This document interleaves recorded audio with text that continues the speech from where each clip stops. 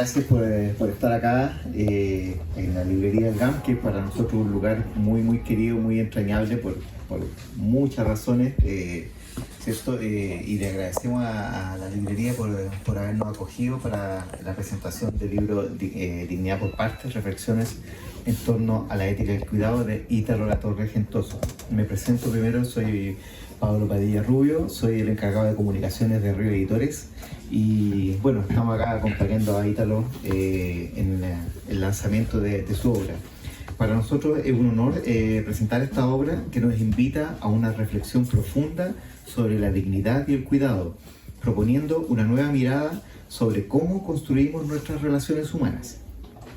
Ítalo nos desafía a repensar la dignidad, no solo como un derecho, sino como un concepto que se forja en nuestras decisiones diarias, éticas y políticas.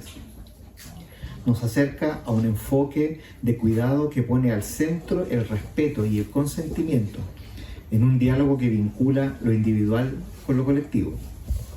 Esta tarde tenemos el privilegio de contar con dos personas que nos compartirán sus miradas sobre este libro y sobre los importantes temas que plantea. Tenemos a Nancy Guzmán Yasmen. ¿Está bien el segundo apellido? Sí. Digamos que sí. Periodista y escritora con una vasta experiencia en temas de memoria y derechos humanos. A lo largo de su carrera ha sido corresponsal en medios internacionales, guionista, entrevistadora y productora, además de autora de 11 libros centrados en la memoria y el extractivismo. Algunos de sus títulos también están acá en la librería. Lo constatamos. Y tenemos por otra parte a Rafael Dresner, terapeuta, documentalista, escritor y docente, además de gran amigo de Ítalo Latorre. Rafael se describe como un aprendiz en la práctica de la dignidad y la ética del cuidado y nos compartirá una reflexión cercana sobre la importancia de estos valores en la vida cotidiana. Y bueno, nuestro autor, que es Ítalo Latorre Gentoso, que él es terapeuta narrativo y cofundador de Pranas Chile, con un enfoque decolonial y transfeminista. Su trabajo se ha centrado en la creación de espacios de diálogo y cuidado, promoviendo relatos que conectan a las personas con sus propias historias, su sentido de pertenencia y su potencia relacional. Agradezco una vez más su presencia, los invito a disfrutar del espacio, aprovechen también de adquirir el libro, llevárselo con la correspondiente firma y dedicatoria de Ítalo. Está a 13.000 pesos acá en la librería, así que bueno, sin más, dejo entonces a la presentación que entiendo que la va a iniciar nuestra querida Nancy Guzmán. Muchas gracias. Por acá, da lo mismo. Buenas tardes, es un placer estar aquí, es un placer acompañar a Ítalo, a quien conozco desde un buen tiempo atrás, y estar acompañado también por su gran amigo. Este libro, La dignidad por parte, es una interesante apuesta para comprender la forma en que vivimos en esta sociedad carente de dignidad, porque en ella no se habla de la dignidad que curiosamente hemos aprendido, aquella que refleja el carácter de clase y de origen, al definir a la persona digna, a quien va bien puesto en la vida, sino que nos habla de la dignidad política, aquella que surge de la ética, de los principios, y que se refiere al cuidado que se tiene por el prójimo, por la vida en general, algo que incluso abarca la naturaleza. Su lectura va a transitar por la interesante presentación de su autor, donde nos revela que el libro La dignidad nace a partir de la conmemoración de los 50 años del golpe de Estado, fecha en que se inicia la construcción del Chile actual, una construcción bastante mala. Se nos incita a tomar su lectura contando que este se compondrá de pequeños fragmentos y grandes fragmentos de pensamiento, imágenes, sensaciones, interpelaciones, esperanzas y anhelos. También nos dice que en el curso de nuestra lectura hay reflexiones sobre lo que inquieta y lo segmenta entre los periodos de 1973 a 1990. y el segundo periodo que va desde el inicio de la transición política al presente. Comienza hablándonos de la restauración, acto muy importante. Todos sabemos o creemos saber lo que es la restauración. Pero ¿qué es la restauración humana? Sabemos lo que es la restauración de un mueble, que es el acto donde uno pesca las partes, las une, las junta y trata de volver a los inicios. Pero es lo mismo, ocurre lo mismo en la restauración humana. ¿Es posible restaurar y volver a los inicios para construir un futuro posible? Esas son dudas que van surgiendo en el libro y que Ítalo nos va respondiendo de manera muy eficaz, muy fina, muy detallada. Él define la dignidad como un patrimonio de la humanidad, que debiese ser un patrimonio de la humanidad. Y por lo tanto, esa dignidad que sería un patrimonio de la humanidad, sería lo que nos restauraría de alguna manera de estos grandes dolores que sufre la humanidad. Aunque, por desgracia, vemos solo abuso y la justificación cotidiana de lo que es vivir momentos complejos, porque no solo la humanidad sufre la destrucción, también la sufre la naturaleza, que es un cuerpo complejo que está en proceso de exterminio con el calentamiento global.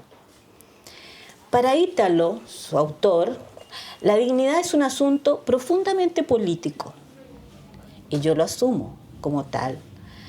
Nos dice que la destrucción de nuestros valores y principios que alimentan nuestra dignidad comienzan el 11 de septiembre de 1973, una fecha clave. Día en que la ferocidad de las bombas y las balas atentan no solo contra un hombre, sino contra miles de mujeres y hombres que creen ciertamente en la dignidad humana y van a resistir aún a costa de sus vidas para recuperar esa dignidad mancillada, pisoteada a costa de grandes dolores de la sociedad. Dolores que aún llevamos encima, dolores que aún no podemos recuperar esta dignidad que nos pisoteó y nos mancilló. El relato se inicia por partes. ¿Y a qué se refiere? A mí me llamó mucho la atención a que el relato va por partes. Ahí el libro inicia una serie de relatos sobre los que va a girar el concepto de dignidad y reflexiones sobre la ética y del cuidado. Estos relatos intercalados con pensamientos y razonamientos nos van haciendo carne con el significado de la dignidad. Nos habla de Macarena, una mujer que para aliviar y darle dignidad a otra mujer de origen haitiano, sufre el humillante abuso machista misógino en un bus. Y aunque no hace nada para encarar el abuso, ella lo significa con no haber querido afectar la dignidad de los niños con un altercado.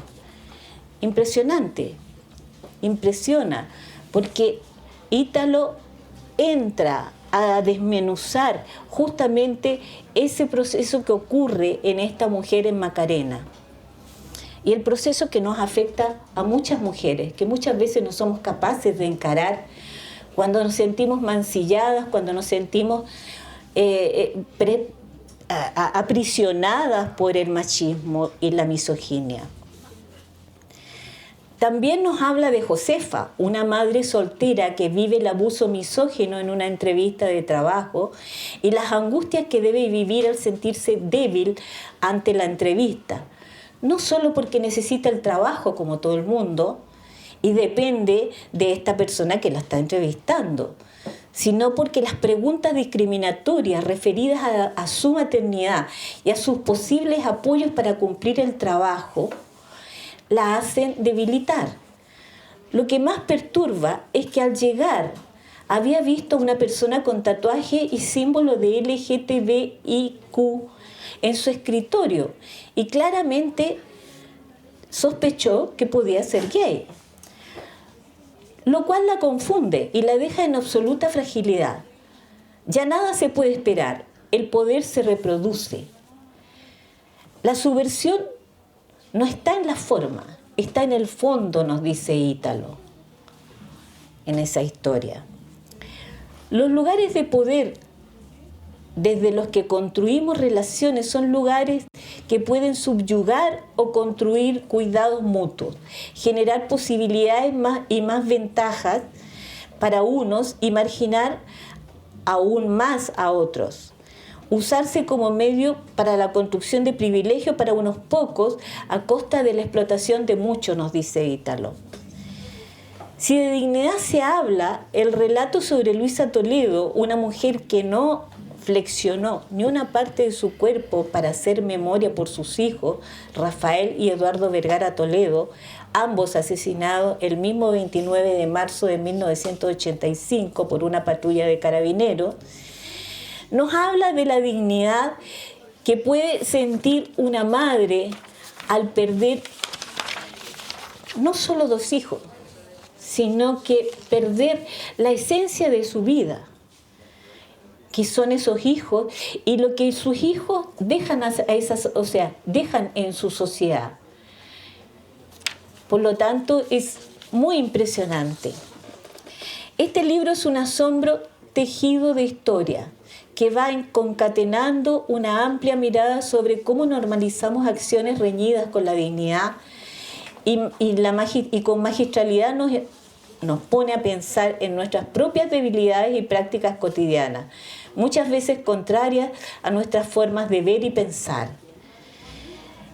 Les recomiendo leer toda esta enorme obra que en 129 páginas ha hecho Ítalo, donde nos habla de la pedagogía de la ternura, de amarse en libertad, de envejecer sin miedo, de ritualizar las muertes de quienes amamos, de decidir por la propia muerte, de saber dónde están, de leer una lista donde están cientos de detenidos desaparecidos. Ni perdón ni olvido, nunca más el derecho a vivir en paz. Agradezco profundamente y los invito a leer este libro porque no solamente van a leer un libro, van a leer pensamiento, van a leer reflexión, van a leer poema, van a leer poesía en medio de esto. Es un libro maravilloso que los invito a que lean con placer. Muchas gracias.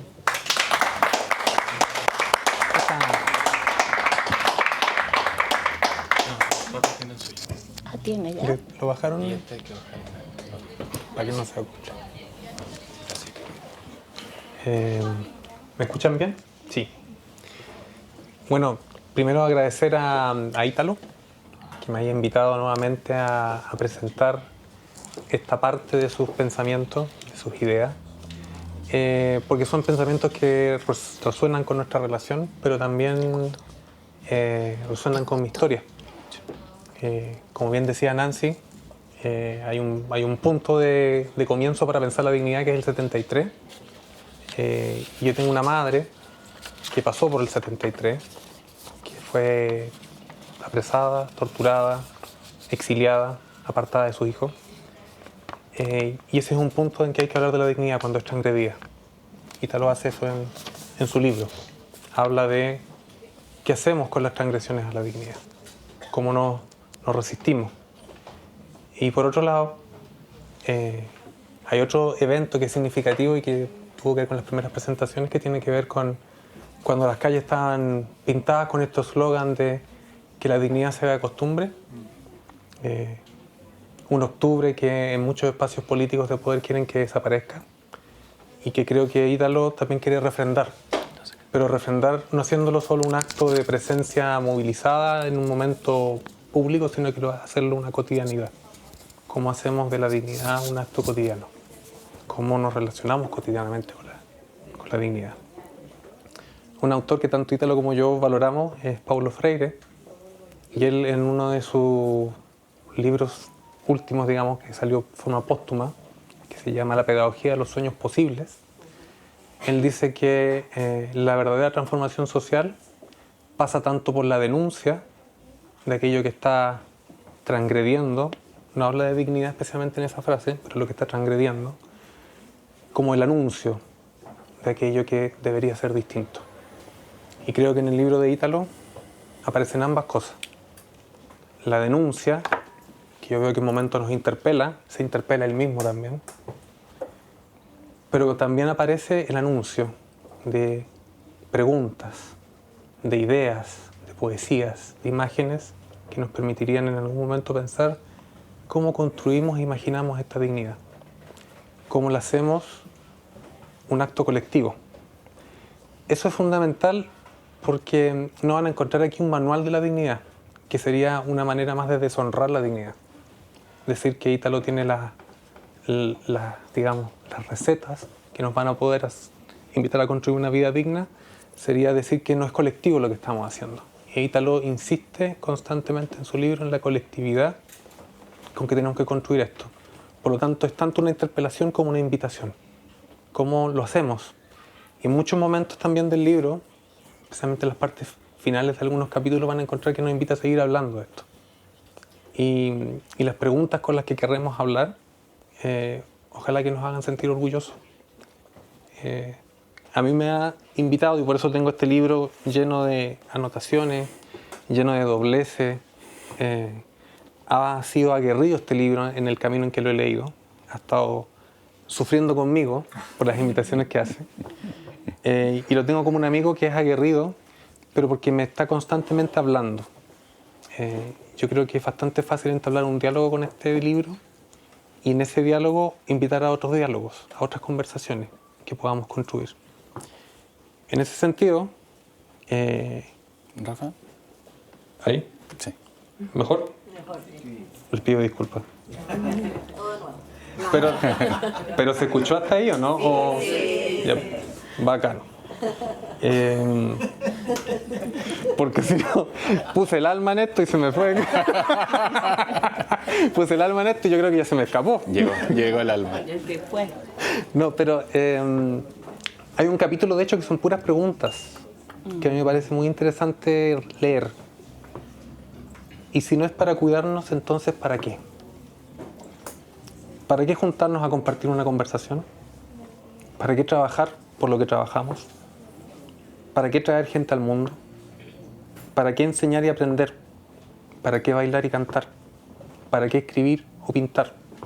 ¿Para qué seguir y seguir y seguir? ¿Para qué crear? ¿Para qué alzar la voz? ¿Para qué encender las luces o abrir las puertas? ¿Para qué nadar, escalar o correr tantas distancias? ¿Para qué comer, tomar agua o comer dulces? ¿Para qué fumar?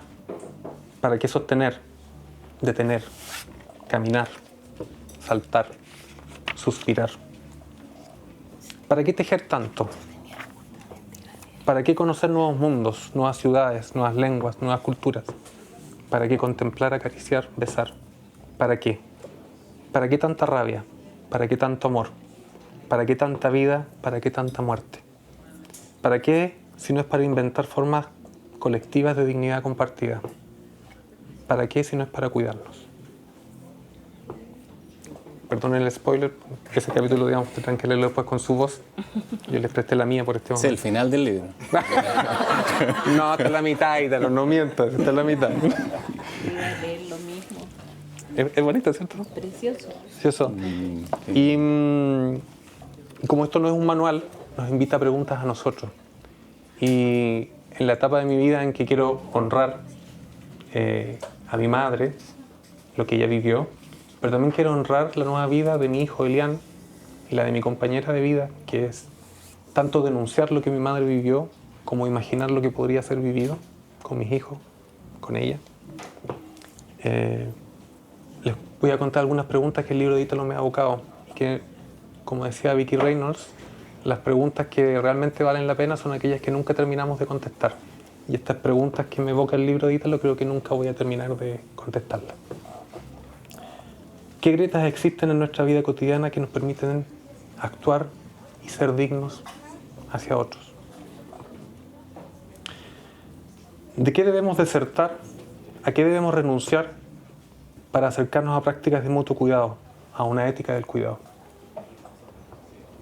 ¿Qué modos de vida tenemos que inventar e imaginar para acercarnos a restaurar las partes de la dignidad que nos han arrebatado, o cuestionar los modos en que hemos reproducido estos avasallamientos desde nuestros lugares de ventaja. ¿Qué usos podemos hacer del poder y los lugares de ventaja que tenemos? ¿Cómo resistirnos a los abusos de forma conjunta? ¿Cómo situamos y encarnamos estas esperanzas de dignidad? Ítalo hace preguntas muy parecidas a esta. Por lo tanto, yo en realidad estoy puro suplantando cosas que él ha dicho. Y me estoy arrogando cosas que no tienen que ver conmigo, tienen que ver con lo que él ha inspirado con su libro en mí. Espero que estas preguntas me acompañen, como este libro me ha acompañado de forma aguerrida, y creo que va a seguir haciéndolo. Es más, espero que les acompañe a ustedes también. Gracias.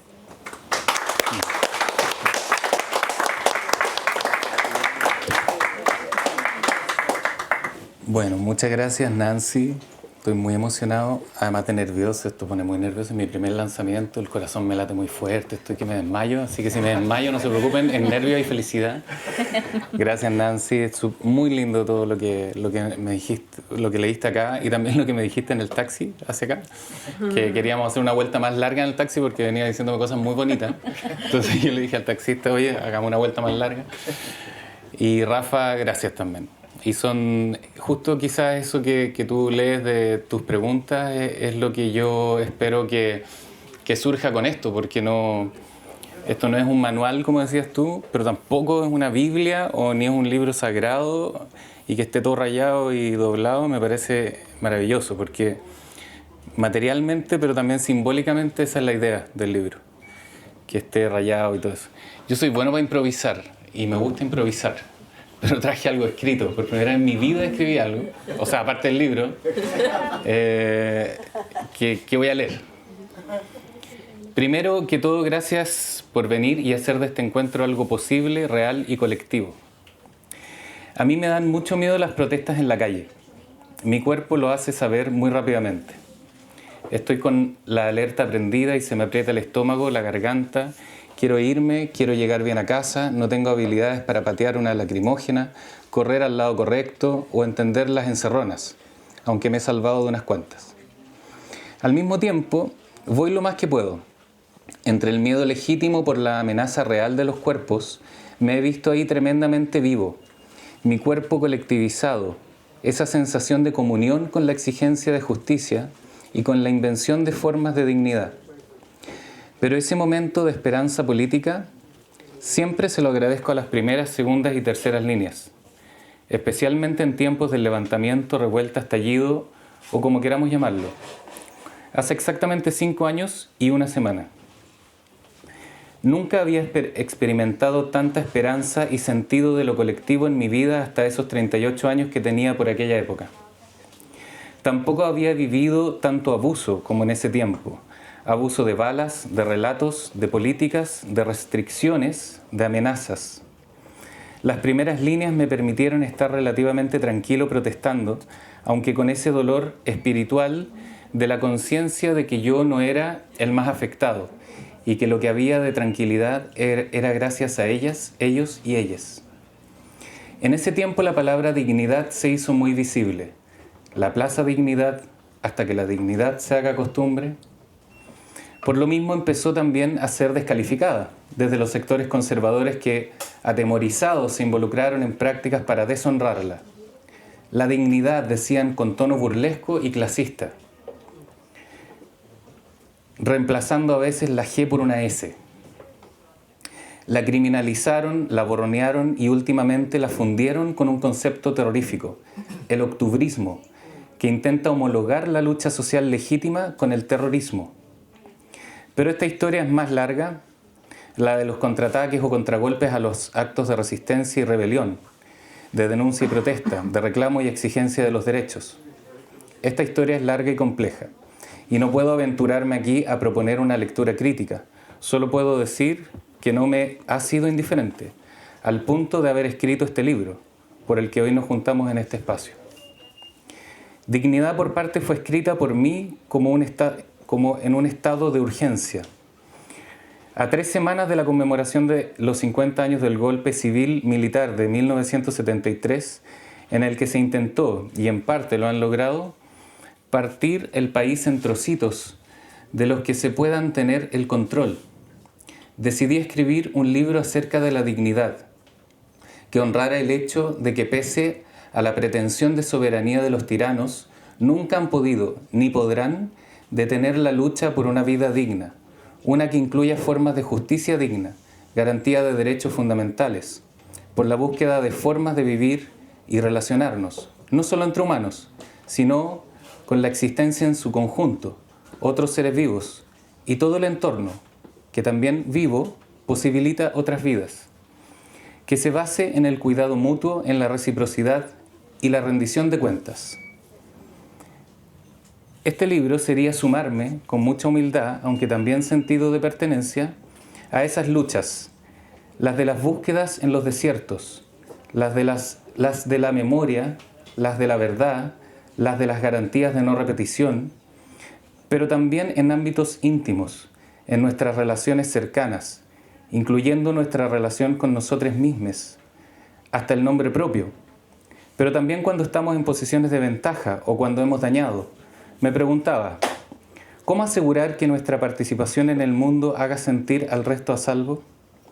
¿Cómo podemos garantizar el acceso y participación en los cambios, en la creación y acceso a la belleza, en la muerte digna, en la vejez acompañada y cuidada, en la expresión del dolor como un logro que sea honrado, en poder amarse en libertad, en poder contar nuestras vidas al margen de los relatos hegemónicos, en poder salvarnos mutuamente la vida? Entonces me decidí a escribir una propuesta que involucrara inventar formas de dignidad basadas en la idea simple, pero poderosa, de que no existen seres que valgan más que otros. Así de simple. Tanto que da un poco de vergüenza. Aunque aclaro que no es una vergüenza de mi libro, ni de la lucha, ni de la idea misma. Es una vergüenza ética, muy humana, de las consecuencias de la tiranía y sus formas de inventar y producir el mundo. Y me pregunté, ¿por qué hay tantos aparatos, instituciones y tecnologías a cargo de inventar narrativas, ficciones políticas y prácticas del cuerpo al servicio de producir unas vidas con más valor que otras? ¿Será que no hay una justificación verdadera para asumir ningún tipo de supremacía, que entonces se hace necesario inventarla? Inventar la blancura, inventar la masculinidad, inventar la heterosexualidad, inventar la adultez, inventar el profesionalismo, inventar el primer mundo, inventar el cuerpo nacional como los lugares dignos. En desmedro de la invención de la negritud, la feminidad, la homosexualidad, la infancia, el maleducado, el segundo y tercer mundo, el migrante pobre e indocumentado, entre muchas otras ficciones, como lugares de indignidad. Esos conceptualizados como parias en el diccionario, relativo a lo impuro, del que surgen acepciones ofensivas como sinvergüenza, canalla, perro sin amo, errante o sin casta. O de anatemas en el diccionario, relativo a objeto maldito, o de abyectos en el diccionario, relativo a lo despreciable o lo vil en extremo. Además, inventan los aparatos de verificación de estas ficciones. Son ficciones políticas verificando otras ficciones como si fueran verdades, porque tienen las estructuras para hacerlo. Para mí el símbolo de esta degradación podría ser el negro matapacos. Cuando le mandé este texto hoy, que hoy les leo, a mi amigo Harún Oda, para escuchar sus comentarios, me escribió: me recordaba cuando estábamos en medio de la revuelta y viniste a Concepción a facilitar una conversa con el equipo del INDH, que hablamos sobre la figura del perro matapacos, como símbolo y metáfora de lo mestizo, de lo popular, de lo insurrecto y de la lealtad y la dulzura, de lo callejero, de lo frágil y lo feroz, en la dignidad pedestre de esa figura. Recuerdo tus palabras en torno a ello, y pensaba en ello como posibilidad de empalabrar nuestro octubre. Tanta invención al servicio del control y el abuso de poder para el beneficio de unos pocos a costa de la gran mayoría. Tanta invención, aparatos, instituciones y recursos para producir privilegio. Si hay que inventar tanto y desplegar tantos recursos para todo esto, ¿no será que la idea de que hay unos dignos y unos indignos es una falacia? Y claro que creo que lo es. De nuevo, Harún me escribió: Recordaba también una frase de una dirigente de la agrupación de familiares de detenidos desaparecidos. La frase es: esa idea eternamente nueva de que todos somos iguales. Te comparto este bellísimo oxímoron. Dignidad por partes es un intento por contribuir a la invención de entendimientos y prácticas en nombre de la dignidad basados en la pregunta: ¿qué pasaría si pensamos las relaciones de poder desde lugares que no asuman el avasallamiento, la guerra, la conquista, la violación, el ganar, la competencia, el individualismo, el supremacismo, etc.? ¿Qué concepto de dignidad podría servir para inventar formas de relacionarnos que nos hagan bien? Pensé entonces en que el opuesto de dignidad no sería indigno, sino abuso. Y pensé la indignación como una expresión y un acto fundamental para reclamar la rendición de cuentas a las prácticas abusivas del poder, para exigir dignidad. Pero también pensé en qué pasaría si pensamos la dignidad desde el cuidado mutuo, la reciprocidad, el consentimiento, la colaboración, la ternura. ¿Qué formas podría tomar? ¿Cómo se vería? Y me di cuenta que eso ya estaba pasando. Por eso afirmaba antes que la soberanía nunca pudo detener a la implacable resistencia. Escribir me da menos miedo que salir a la calle. Me siento más tranquilo y con agencia en las palabras y en las conversaciones íntimas, en mi trabajo como terapeuta y en mis relaciones personales. Las conversaciones y las palabras son mis piedras, mis carteles, mis esperanzas. Al escribir este libro como un proyecto de restauración de la dignidad tan maltratada y secuestrada por el neofascismo, el individualismo, el patriarcado, el neoliberalismo y la colonialidad, lo hice por partes, en capítulos breves, ojalá simples de leer, aunque a veces me salen palabrotas como en esta presentación, con la esperanza de que sea una invitación, un desencadenante de conversaciones, una invitación a pensarse, a seguir escribiéndolo, a pensar en formas locales de traducción de sus ideas e historias. Y si contribuye, aunque sean algo pequeño, a restaurar, restituir o inventar formas dignas de vivir en comunidad, estaré muy retribuido, porque en lo pequeño hay un poder incalculable. Por eso la hegemonía intenta borrarla, pero muchas veces ni siquiera lo pueden encontrar.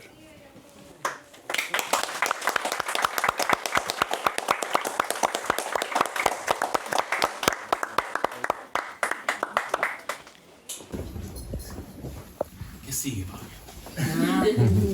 ¿Qué sigue? ¿Qué sigue? Bueno, muchas gracias por todas las palabras, por incitarnos a conocer este libro. Estas 3 visiones creo que motivan bastante a que inicialmente ahora y de que más en lo que viene sigamos haciendo circular este libro, comprándolo. Hoy día es la ocasión de llevarlo también con la dedicatoria de Ítalo, ¿cierto? Y bueno, conversemos un rato, no necesariamente vamos a dar palabras pensando que de todas maneras tenemos un tiempo acotado acá, pero y quiero, bueno, cerrar un poco diciendo que como editorial para nosotros es bien, nos llena un poco el alma este tipo de libros también que exploran en asuntos que a esta altura se tornaron escabrosos o complicados, que tienen que ver con la dignidad y cómo están puestos en la sociedad, pero creo que lo más relevante es convertir esto en una reflexión, en una ocasión de tener un diálogo que ahora toma esta forma, pero que va a seguir tomando la forma como lo que dijo Rafael, el diálogo del lector con el libro, de la lectora con el libro, y ver qué es lo que suscita más adelante. Suscitará otros libros, suscitará encuentros, quién sabe. Y bueno, para nosotros, insisto, como editorial, para mí personalmente como encargado de comunicaciones y como autor también, me llena también el alma esta expectativa de ver qué más va a pasar. Así que diciendo eso, me despido y les doy muchas gracias a todos por estar acá, y insisto, compren el libro, aprovechen que está, firmen y conversen con él. Eso, muchas gracias. Sí, muchas gracias por venir, por llenar este espacio que en algún momento pensé que iba a estar un poco vacío. Y de verdad que quiero agradecer, para mí es un honor que la Nancy esté aquí. Ella fue mi vecina, por eso nos conocemos. No tenemos vínculos del poder, sino que de la comunidad, muy directamente. Y desde ahí la conozco, desde ser mi vecina que me entregaba azúcar cuando me faltaba y esas cosas, y que me cuidaba una plantita cuando yo me iba de viaje. Esa historia está aquí. Si la quieren conocer, tienen que comprar el libro. ¿Sí? Hasta aquí llegó el spoiler. Y el... y sí, y el Rafa también, que me ha acompañado en el tránsito de la vida en general y también de este libro, desde su primera versión pequeñita. Así que gracias a los dos por estar, y también a mi sobrina que viene de Conce, y a mis amigos y amigas que están acá, y la gente querida y todo. Así que muchas gracias por hacer de esto algo lindo.